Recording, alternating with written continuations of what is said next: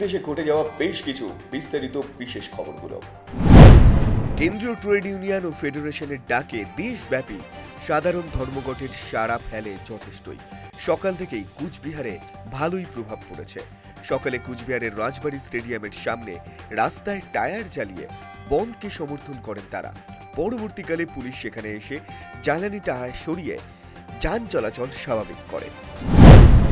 দক্ষিণ দিনাজপুরের গঙ্গারামপুর ব্লকের সুখদেবপুরের দাসপাড়ায় গত বুধবার স্বাধীন রায় নামে বিজেপির বুথ সভাপতির রহস্যজনক মৃত্যুকে কেন্দ্র করে চাঞ্চল্য ছড়ায়। বৃহস্পতিবার মৃত বিজেপি কর্মীর বাড়িতে যান বিজেপির রাজ্য সাধারণ সম্পাদক সায়ন্তন বসু, বালুরঘাট লোকসভার সাংসদ সুকান্ত মজুমদার, জেলা বিজেপি সভাপতি বিনয় কুমার বর্মন, প্রাক্তন বিজেপি জেলা সভাপতি শুভেন্দু সরকার সহ অন্যান্য বিজেপি নেতৃত্বরা।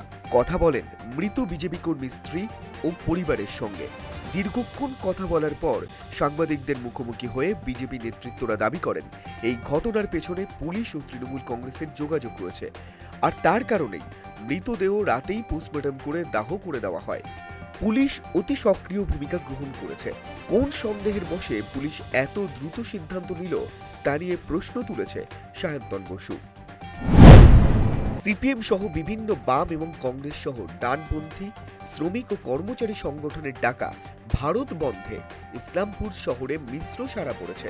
কেন্দ্রীয় সরকারের কৃষক এবং শ্রমিক স্বার্থ বিরোধী নীতির প্রতিবাদ জানাতেই বিজেপি সরকারের বিরুদ্ধে সারা ভারত বন্ধের ডাক দিয়েছে বাম এবং ডানপন্থী শ্রমিক ও কর্মচারী সংগঠন। তবে ইসলামপুর শহরের কিছু কিছু দোকানপাট খোলা থাকলেও ইসলামপুর বাজার সহ বিভিন্ন জায়গা বন্ধ ছিল। ইসলামপুরের ভূমি ও ভূমি সংস্কারের দপ্তর এসে বন্ধ সমর্থকদের বন্ধ করে দেয়। ধর্মঘটকে সফল করতে নিউটাউন নারকেল বাগান মোড়ে টায়ার জ্বালিয়ে বামেদের বিক্ষোভ শুরু হয়। রাস্তায় সরকারি বেসরকারি বাস থেকে শুরু করে সমস্ত গাড়ি থামিয়ে দেওয়া হয়। এরপর বিশ্ব বাংলা স্মরণে দিয়ে মিছিল করে নিউটাউন সিবি মার্কেটে এসে দোকান বন্ধ করে দেন সমর্থকরা। পরিস্থিতি সামাল দিতে ঘটনাস্থলে যায় নিউটাউন থানার পুলিশ। মাঝেরহাট ও তারাতলা ব্রিজ খোলার দাবিতে বিজেপি ও পুলিশের মধ্যে খণ্ডযুদ্ধ বাধে। কৈলাসবর্গীয় আসার আগেই পুলিশের সাথে বিজেপি কর্মীদের খণ্ডযুদ্ধ শুরু হয় তারাতলায়। এখনো পর্যন্ত পুলিশ বেশ কয়েকজনকে অ্যারেস্ট করে। এরপর পুলিশ এসে গোটা ঘটনার তৎপরতা শুরু করে। তারাতলায় আপাতত যান চলাচল স্বাভাবিক হয়েছে। লকডাউনের প্রথম ধর্মঘট সম্পূর্ণ সফল বলে দাবি বামপন্থী নেতাদের। তাদের মন্তব্য, মানুষ তাদের সাথে আছে। দ্রব্যমূল্য ও বেকার যুবকদের স্বার্থে তাদের এই বন্ধ বুঝিয়ে দিয়েছে মানুষ আর এই সরকার চায় না। 60 বছরেই বিদায় ফুটবলের রাজপুত্র ডিয়েগো মারাদোনা।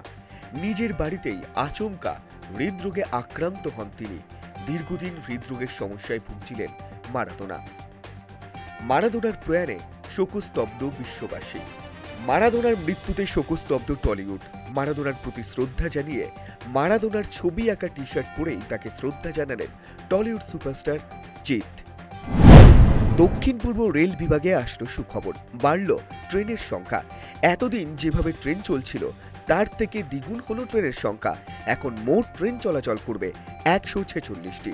যাত্রীদের যাতায়াতের সুবিধার কথা চিন্তা করেই রেলের এই সিদ্ধান্ত বলে জানা গেছে। বিগ নিউজ 24/7 আপনি দেখলেন যে দেশ বিদেশে ঘটে যাওয়া বেশ কিছু গুরুত্বপূর্ণ খবর। এরকমই গুরুত্বপূর্ণ খবর বিস্তারিত জানার জন্য আপনাকে দেখতে হবে বিগ নিউজ 24।